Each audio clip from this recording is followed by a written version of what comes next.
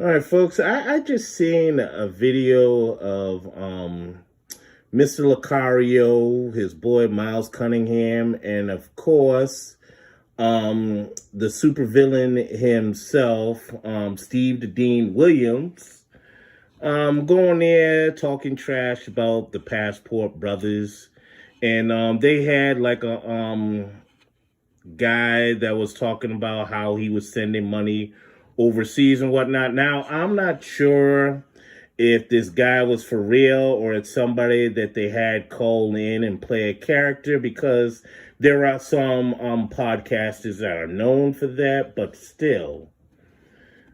At this point, I think the dating coaches need to give it up as far as trolling the Passport Brothers and whatnot, because the Passport Brothers aren't really listening to y'all. And I mean, and two, from my understanding and from my research, Mr. Locario was invited by Aaron Ferris, aka BMT Travels, to come on his platform and discuss his disagreement against brothers going overseas, or his problems with brothers going overseas and pursuing foreign women. But he has declined several times to come on his platform.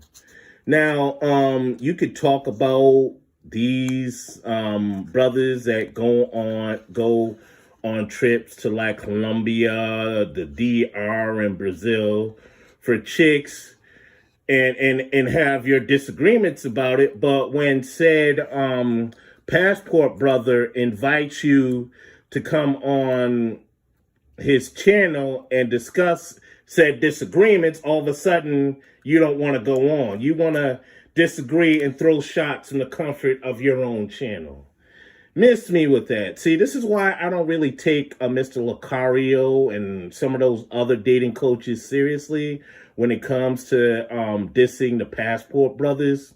Now, with the exception of Alan Roger Curry, who pretty much had the guts to go on Aaron Ferris's platform and talk about some of the issues with overseas and whatnot. So I respect him in that regard. You other dating coaches, no, because you guys want an echo chamber instead of a dialogue. You want a monologue.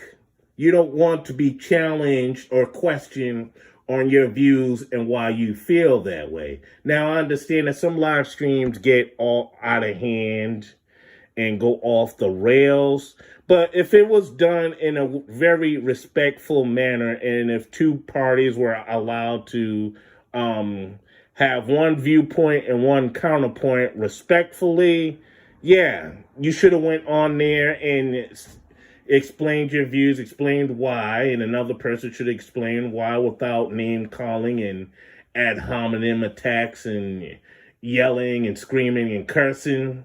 You guys could have did that peacefully.